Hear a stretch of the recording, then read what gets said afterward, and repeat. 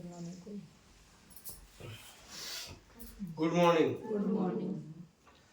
तो हम सब लोग आए हैं यहाँ पर, जो साप्ताहिक हम लोग मीटिंग करते हैं इसके लिए इकट्ठे हुए हैं। और मीटिंग का मतलब ये होता है कि हम लोग मोटिवेट रहें। मतलब हम लोग, ऐसा होता है बीच में जब मीटिंगें नहीं हो पाती हैं तो क्या होता है, थोड़ा डाउन हो जाते हैं। तो डाउन ना हो इसलिए मोटिवेशन बहुत ज़रूरी होता है। और मोटिवेशन से होता है, जब मोटिवेशन आता है तो हम लोग दौड़ दौड़ के फील्ड पर काम करते हैं। अब आपको पता है मोटिवेशन दो तरीके के होते हैं,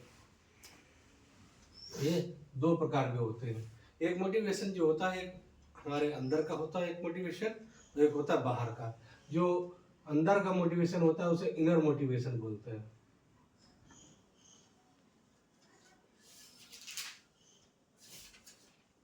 ठीक है। और जो बाहर का मोटिवेशन होता है उसे आउटर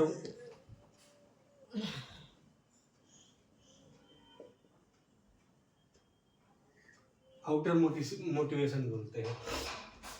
जो लोग बड़ी सफलता के लिए जाते हैं वो लोग इनर मोटिवेटेड होते हैं, जिनके मन में लक्ष्य होता है कि हम बहुत बड़ा हासिल करेंगे। और जो आउटर मोटिवेटेड होते हैं, जिन्हें एक बार समझाया, दो बार समझाया, तीन बार समझाया तो उनके थोड़ा सा समझ में आया और थोड़ा सा समझ के वो थोड़ा सा काम करते हैं, तो वो लोग ज़्यादा बड़ी सफलता की तरफ नहीं जाना चाहते। वो सोचते हैं हमको थोड़ा सा मिल जाए और हम बस इतने में संतुष्ट हैं। तो हमें संतुष्ट नहीं रहना है, हमें क्या करना है, अपनी आउटर मोटिवेशन को इनर मोटिवेशन में कन्वर्ट करना है। हमें लंबा जाना है, लंबी दूरी का रेस का घोड़ा बनना है। यानी हमें जिस बिजनेस में है उस बिजनेस में लास्ट स्टेज तक जाना। लास्ट स्टेज है इसकी क्राउन इन्वेस्टर की।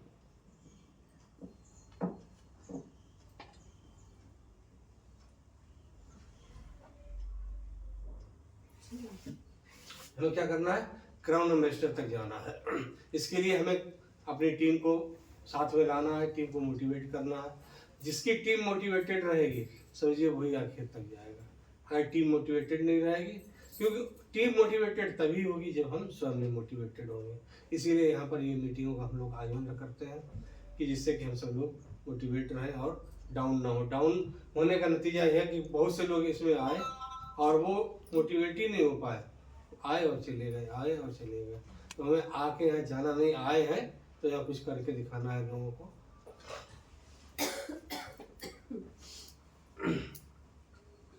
तो आप लोग कौन सा मोटिवेट रहना चाहते हैं, इनर या आउटर? इनर, ठीक है ना। क्योंकि आउटर वाले वो होते हैं जो सोचते हैं हमें कोई गिफ्ट आया तो हम सोचे गिफ्ट ले रहे हैं उस चीज को। गिफ्ट नहीं लेना, हमें क्या लेना है, ऑफर आया तो पीबी करनी है। ऑफर आया है तो पीबी करेंगे ऑफर उठाने के लिए। ऑफर नहीं लेना है, हमें क्या लेना है, एक इनकम ले बनानी है यहाँ पर, सोर्स ऑफ इनकम।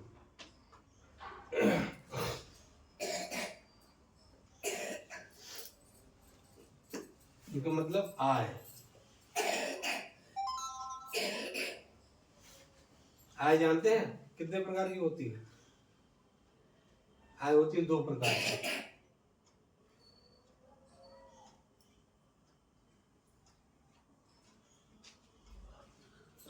एक होती है सक्रिय आय,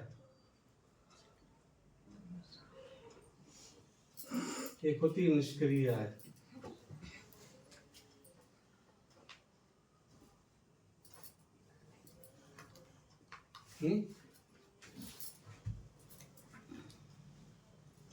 एक्टिव इनकम, पैसिव इनकम।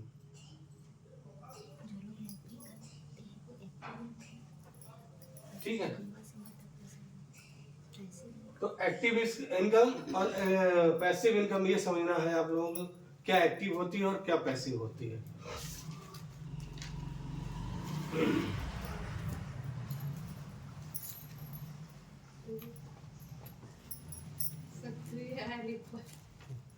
निष्क्रिय आय,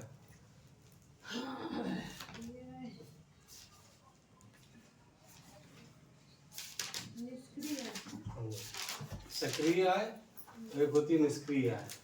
सक्रिय मतलब ये होता है कि हम किसी काम में सक्रिय रहते हैं, और निष्क्रिय वो रहता है इस काम के प्रति हम निष्क्रिय मतलब सक्रिय नहीं रहते, उसको निष्क्रिय बोलते हैं। एक्टिव इनकम उसको बोलते हैं जो जिसमें हमें क्या देना पड़ता है, समय। अपना समय देना पड़ता है और मेहनत भी देनी पड़ती है, मेहनत भी करनी पड़ती है। समय भी देना पड़ता है और मेहनत भी देनी पड़ती है, तब हमको जो पैसा मिलता है उसको बोलते हैं सक्रिय आय। इसमें निश्चित समय दिया जाता है और मेहनत देनी पड़ती है, तो इसमें क्या होता है, हमें निश्चित ही आमदनी आती है, निश्चित ही आय आती है। इसमें ज़्यादातर वो लोग आते हैं जो लोग सर्विस करते हैं, यानी वेतन लेने वाले लोग, ठीक है। प्रोफेशनल लोग जैसे डॉक्टर हो गए, वकील हो गए, है ना, ये लोग क्या अपना समय देते हैं। डॉक्टर अपने क्लिनिक में बैठेंगे तभी उनको पैसा आएगा, वकील लोग कचहरी में बैठेंगे तभी पैसा आएगा, नहीं बैठेंगे तो नहीं आएगा। नौकरी वाले जितने लोग हैं, सर्विस वाले जितने हैं, वो अपनी सर्विस पे जाएंगे, वहाँ पर उनका जो टाइम है 8 घंटे का, तो 8 घंटे ड्यूटी करेंगे और डेली करेंगे, तब आएगा पैसा। इनको भी डेली बैठना है, प्रोफेशनल लोगों को भी डेली बैठना है। इसमें मजदूर लोग आते हैं, मजदूरी करने जाएगा तो पैसा आएगा, नहीं तो नहीं आएगा। यानी हमें अपनी मेहनत भी देनी है और समय भी देना है।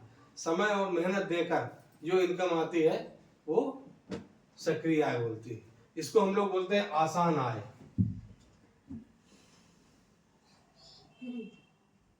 क्या बोलते हैं, आसान। ये आसानी से आने लगती है। गए 8 घंटे काम किया, पैसे लिए, चले आए। या 1 महीने काम किया, जिनकी जॉब लगी हुई, काम करा, 1 महीने बाद सैलरी आई, चले आए। इसमें लाभ क्या है? इसका लाभ यह है कि हमें वेतन मिलता है, यानी पैसा मिलता है, निश्चित है ये,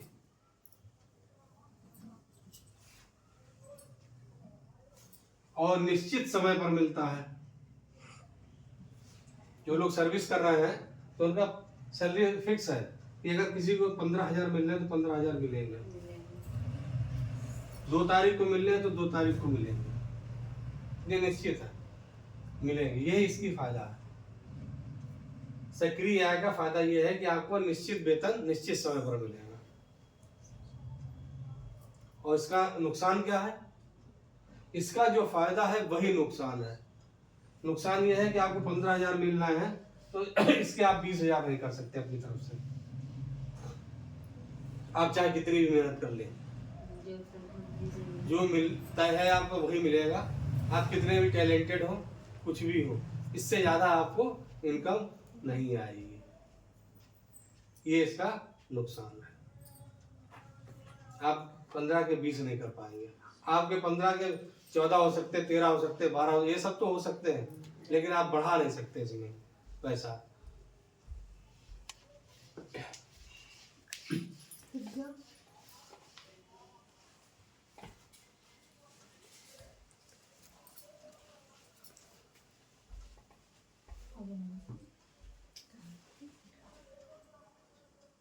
दूसरी है पैसिव इनकम,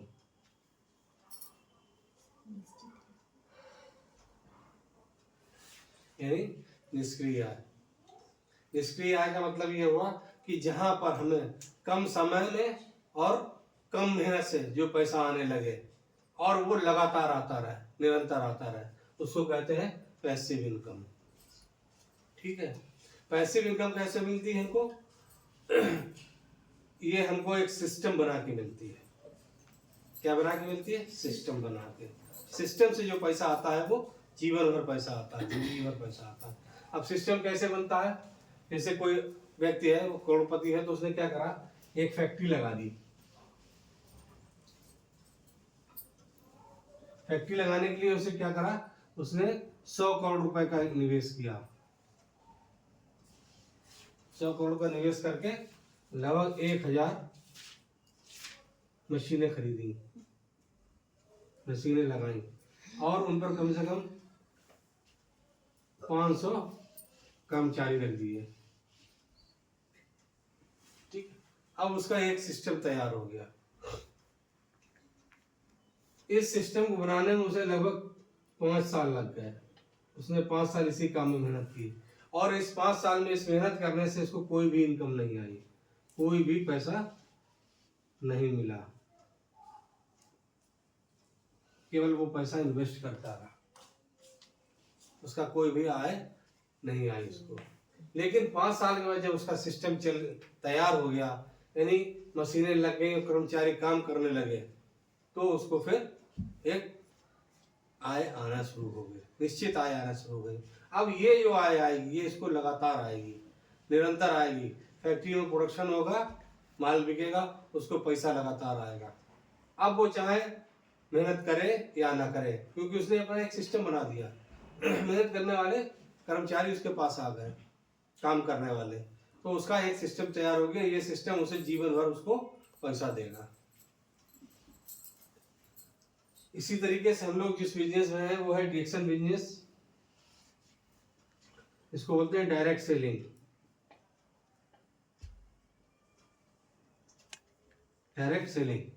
डायरेक्ट सेलिंग भी एक सिस्टम है।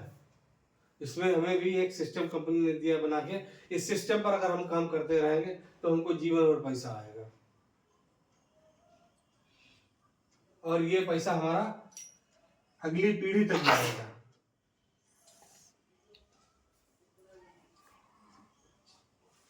ये हमारे साथ ही नहीं रहेगा। सर्विस में क्या होता है, आदमी रिटायर हो जाता है, उसके बाद वहां से सर्विस से उसे सैलरी मिलना बंद हो जाती है।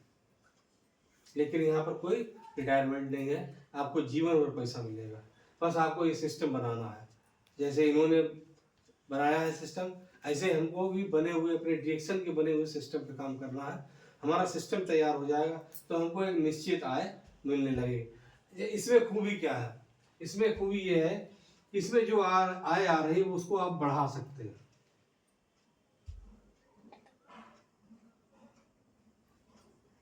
ये निश्चित नहीं होती है आपकी।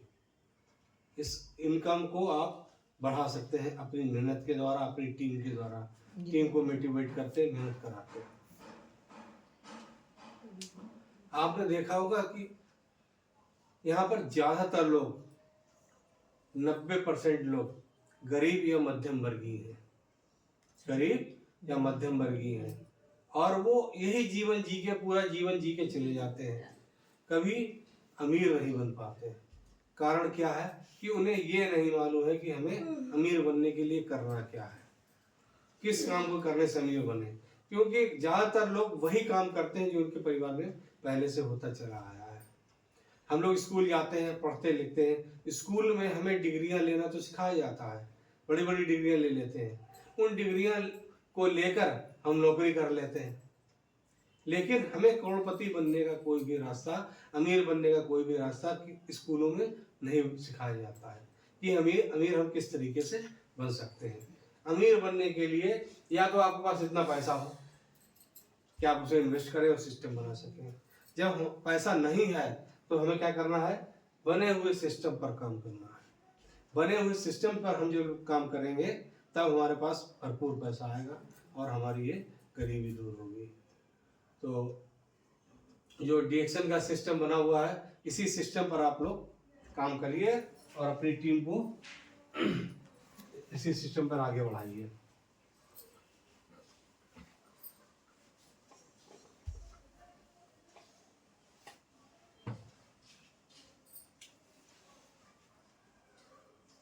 डिरेक्शन कंपनी की स्थापना 1993 में 1993 में डॉक्टर लिम शियो जिन ने मलेशिया में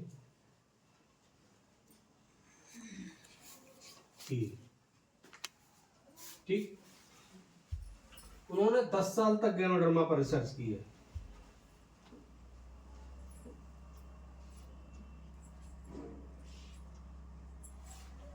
और रिसर्च के दौरान उन्होंने पाया कि दुनिया में 38,000 प्रकार का गैनोडर्मा पाया जाता है, जिसमें से 36,000 प्रकार का जहरीला है। इसको हम खा नहीं सकते, हमारे खाने के इस्तेमाल में नहीं आए। इसमें से 2,000 प्रकार का ऐसा है जिसका हम लोग खाने में इस्तेमाल कर सकते हैं। और इन 2,000 में 200 ऐसे थे जो औषधि गुणों से भरपूर थे। काहे से? औषधीय गुणों से। उन्होंने अपने रिसर्च में उनमें से 6 गैनोडर्मा ऐसे निकाले जो हमारे शरीर के लिए बहुत ज्यादा फायदेमंद थे। वो थे हार्ट गैनो, लीवर गैनो, ब्रेन गैनो, रुई गैनो, पिकॉक गैनो, किमसन गैनो। ये 6 अलग अलग गैनोडर्मा थे। इन सब की 6 में अलग अलग पावर थी। डॉक्टर साहब ने अपने रिसर्च के द्वारा टिश्यू कल्चर मेथड के द्वारा इन 6 की पावर 1 में डाल दी, 6 in 1 बना दिया। ये दुनिया में आज तक कोई नहीं कर पाया, इसीलिए उन्हें physician of the new millennium का अवार्ड दिया गया। 6 in 1। अब जब ये 6 in 1 हो गया तो ये हमारे शरीर पर किस तरीके से काम करने लगा, आप समझिए इस चीज को। ये हमारी कोशिका के ऊपर काम करने लगा, यानी हमारे सेल के ऊपर काम करता है, बॉडी के सेल के ऊपर विषैले तत्वों को बाहर निकालता है। विषैले तत्वों को बाहर निकालता है।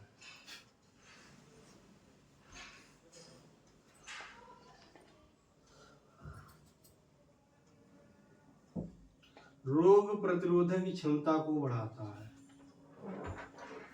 क्या करता है? रोग प्रतिरोधक क्षमता को बढ़ाता है। एंटीऑक्सीडेंट है, कैंसर नहीं होने देता है। हमारे शरीर से फ्री रेडिकल्स को बाहर निकालने का काम करता रहता है। अगर इसका इस्तेमाल करते रहे तो हमको कैंसर नहीं होगा।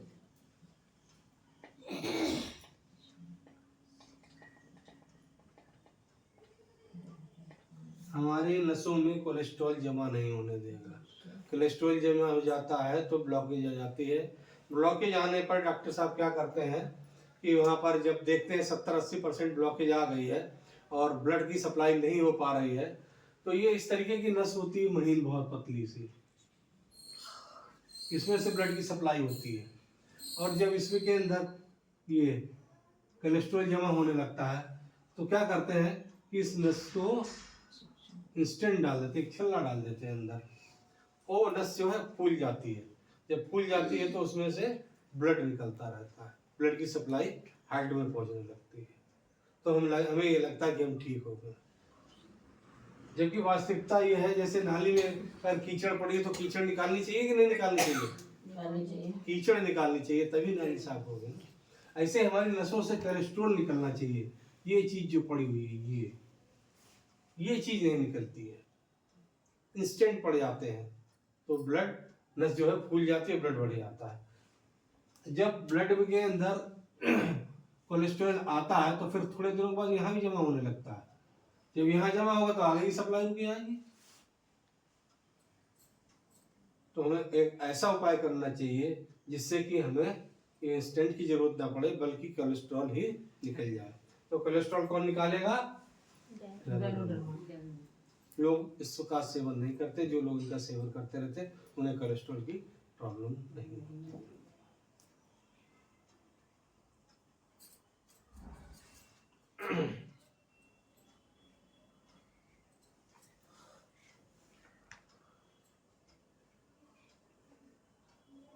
ऑक्सीजन अवशोषण करने की क्षमता हमारे शरीर की बढ़ाता है।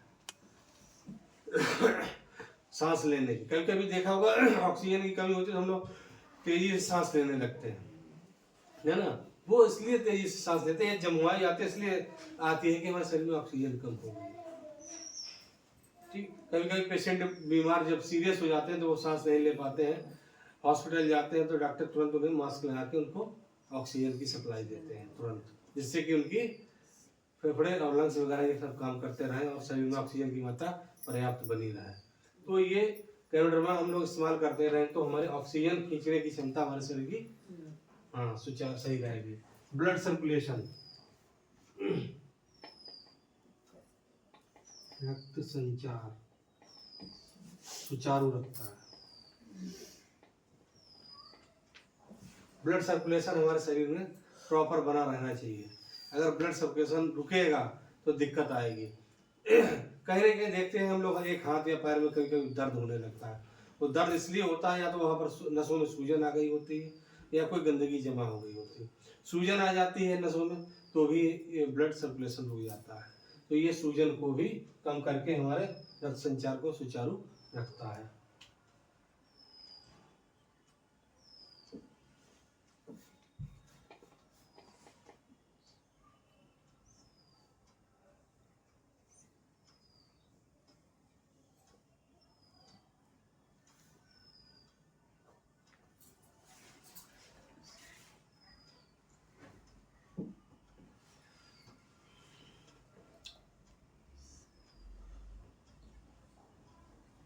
ये एंटी एजिंग है। क्या है?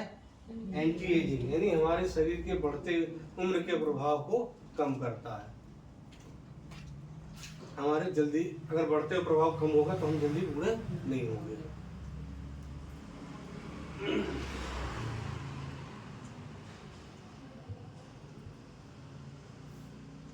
एडाप्टोजिन है, अगर इसको हम लंबे समय तक यूज करते रहें तो हमारे शरीर को कोई भी नुकसान नहीं है, कोई भी इसका साइड इफेक्ट नहीं है। ठीक है, और हमारे शरीर को बैलेंस में रखता है। क्या रखता है? बैलेंस में। कैसे रहता है शरीर बैलेंस में? बताए कोई? खाते हैं पीते हैं तब नहीं, जैसे ब्लड प्रेशर है हमारा शरीर में, बीपी है, ये बीपी का लेवल है, ये इस तरीके से है तो बैलेंस में है, नॉर्मल। हाँ। अगर ये नीचे चला गया तो लो हो जाएगा, अगर ये ऊपर चला गया तो हाई हो जाएगा। ये इस तरीके से हमारे शरीर को बैलेंस में। डायबिटीज है, लेवल में है तो कोई दिक्कत नहीं है। अगर नीचे डायबिटीज लो हो गई तो भी दिक्कत, डायबिटीज हाई हो गई तो भी दिक्कत। इसी तरीके से थायराइड है हमारे शरीर में, थायराइड बढ़ गई तो दिक्कत, घट गई तो दिक्कत। यानी इस तरीके से हमारे शरीर को बैलेंस में रखता है। ठीक है, ये चीज समझ में आ गई आपको? जी।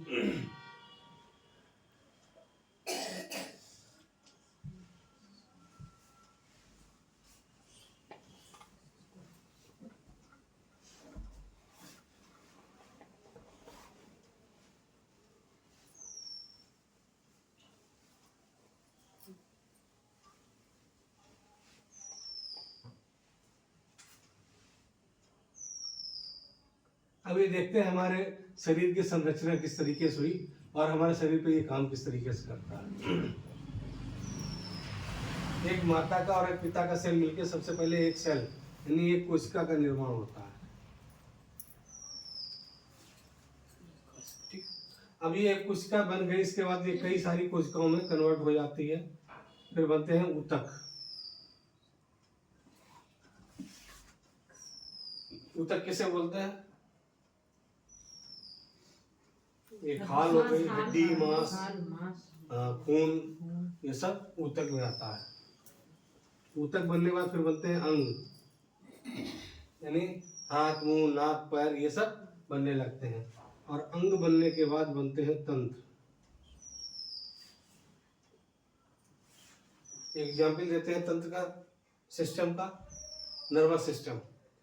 हम लोग कभी चल रहे होते हैं पैदल, नंगे पैर, और पैर में कांटा लग जाता है तो तुरंत पैर ऊपर उठ जाता है अपने आप, वो उठता है नर्वस सिस्टम के। नर्वस सिस्टम में दो चीजें काम करती है, एक हमारा ब्रेन होता है, एक होती है स्पाइनल कॉर्ड। ये दोनों जब सुचारू रूप से काम करते हैं तब हमें ये सूचनाओं का आदान प्रदान करने का काम करते हैं। यानी सूचना आती है तो पता चल जाता पैर में। जब हम लोग देखा हो किसी मरीज का ऑपरेशन कराया जाता है, डॉक्टर करते हैं तो उसकी रीढ़ की हड्डी में इंजेक्शन लगाते हैं, यानी उसके नर्वस सिस्टम को डाउन करते हैं, जिससे उसे पता न चल पाए, दर्द का एहसास ना हो। और तंत्र बनने के बाद बनता है शरीर। इसको बनने में 9 माह 9 दिन का समय लगता है। जब शरीर बन जाता है तो हमारे शरीर में कभी ना कभी कोई ना कोई लक्षण निकल के आते हैं। क्या निकल के आते हैं? लक्षण। लक्षण। और लक्षणों को हम समझ नहीं पाते हैं तो कहाँ जाते हैं? डॉक्टर के पास।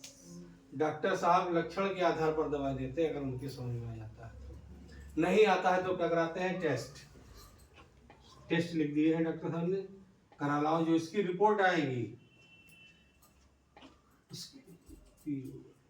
रिपोर्ट के आधार पर फिर वो हमको दवाई देते हैं। दवाई देने से लक्षण दब जाता है। क्या हो जाता है? दब जाता है। दवाई बंद करते वही लक्षण फिर उभर जाता है। एग्जाम्पल अभी बताया हमने कि जैसे ब्लड प्रेशर है, ये नॉर्मल था किसी का, ये हाई हो गया किसी का। जब हाई हो गया तो गया भाग के डॉक्टर के पास, डॉक्टर ने उसका बीपी चेक करवाया। उन्होंने कहा कि आपको बीपी की प्रॉब्लम हो गई है, अब आपको एक गोली रोज खानी है। अब उसने टेबलेट खाई 1 हफ्ते तक, बीपी उसका नॉर्मल आ गया। अब वो रोज बीपी की टेबलेट खाएगा तो वो नॉर्मल बना रहेगा। जिस दिन छोड़ देगा उस दिन फिर हाई हो जाएगा। यानी बीपी की दवाई खाई थी हमने तो ये बीपी हमारा ठीक होना चाहिए था, लेकिन ठीक नहीं हुआ। वो क्या हो गया? कंट्रोल हो गया। तो लक्षण क्या होता है हमारा? कंट्रोल हो जाता है, दब जाता है। दवाई छोड़ने पर दोबारा आ जाता है। अब ये बताइए, लक्षण जो है ये ठीक होना चाहिए या दबना चाहिए? ठीक होना चाहिए। ठीक होना चाहिए। तो ठीक होने के लिए आपको गैनोडर्मा का सेवन करना पड़ेगा। काहेगा? गैनोडर्मा खाएंगे तो ये कहाँ काम करेगा? लक्षण पे, कोशिका पे। गैनोडर्मा कोशिका पे काम करता है। हमारे शरीर की कोशिका में ढूंढता है जाके कहाँ पर दिक्कत है, उसको अपने आप ढूंढता है। उसके कोई रिपोर्ट की उसे जरूरत नहीं होती है। वो कोशिका में जाकर, शरीर में जाकर उस कोशिका को ढूंढता है जहाँ से समस्या पैदा हुई थी, उसको ठीक करता है। कोशिका अगर मर गई होती तो उसे दोबारा जिंदा कर देता है। ये क्षमता इस गैनोडर्मा के अंदर है, और किसी के अंदर रीजनरेशन की पावर किसी में नहीं है। ठीक है? कोशिका सही हो जाएगी तो आपका ऊतक अपने आप सही हो जाएगा, वहां के ऊतक को सही करेगी। ऊतक सही होगा तो अंग काम करने लगेगा। अंग काम करने लगेगा, वो अंग जिस तंत्र से जुड़ा होगा वो सिस्टम काम करने लगेगा, और सिस्टम का काम करने लगेगा तो आपकी बॉडी सही हो जाएगी। बॉडी सही होगी तो लक्षण खत्म हो जाएगा, दबेगा नहीं, लक्षण खत्म हो जाएगा। ये पेड़ है, ये इसकी जड़ें हैं और ये पत्ते हैं। अगर पेड़ सूख रहा है और हमें पानी देना है तो पानी कहाँ दिया जाएगा? पत्तों में या जड़ में? जड़ में। जड़ में अगर हम पानी देते हैं तो ये पेड़ फिर हरा भरा हो जाएगा। हमारा शरीर भी एक पेड़ है, तो शरीर को हमें अगर कुछ देना है सही करने के लिए तो कहाँ देना चाहिए? कोशिका पे, शरीर की जड़ पे। शरीर की जड़ क्या है? ये कोशिका। चलो आ रहे हैं। ठीक है? तो हमें ऐसी चीज का सेवन करना चाहिए जो हमारी कोशिका के ऊपर काम करे, ना कि पत्तों पे काम करे। जड़ पे काम करने वाली चीज खाना चाहिए। पत्तों पर होता क्या है, हम लोग क्या करते हैं? पत्तों पर काम करने वाली यानी लक्षणों पर आधारित दवाइयों को हम सेवन करते हैं, इसीलिए हमारे कभी लक्षण खत्म नहीं होते, दबे रहते हैं। दवाई छोड़ते हैं फिर उभर आते हैं। उदाहरण के लिए हमने कई अभी एग्जाम्पल बताए थे। डायबिटीज अगर किसी को हो गई है तो दवाई खा के वो डायबिटीज को अपने कंट्रोल करे रहेगा, ठीक नहीं कर पाएगा। कारण क्या है उसका? कारण है कि हमारे पैनक्रियाज में बीटा सेल्स पाए जाते हैं। जब वो बीटा सेल्स पे या तो कार्बन जम जाती है या वो डेड हो जाते हैं तो वो इंसुलिन नहीं बना पाते, और इंसुलिन जब बनती नहीं है तो हमें बाहर से इंसुलिन की जरूरत पड़ती है। तो इंसुलिन बाहर से लेनी चाहिए या शरीर के अंदर बननी चाहिए? अंदर बननी चाहिए। शरीर अगर इंसुलिन शरीर के अंदर बनने के लिए हमें क्या करना होगा? गैनोडर्मा का सेवन करना होगा। अगर कार्बन जमे होगी तो कार्बन को हटाएगी, अगर बीटा सेल मर गया होगा तो उसे दोबारा जिंदा करेगा। रीजनरेशन की पावर केवल गैनोडर्मा में है। उसको रीजनरेट करके आपके शरीर में दोबारा से इंसुलिन पैदा करेगा। जब इंसुलिन शरीर के अंदर पैदा होने लगेगी तो हमें बाहर से टैबलेट की या उसकी जरूरत नहीं पड़ेगी। ठीक है? ये समझ में आया आपके? अब एक चीज आपको और बता दें, गैनोडर्मा की जो कीमत है 3 से 4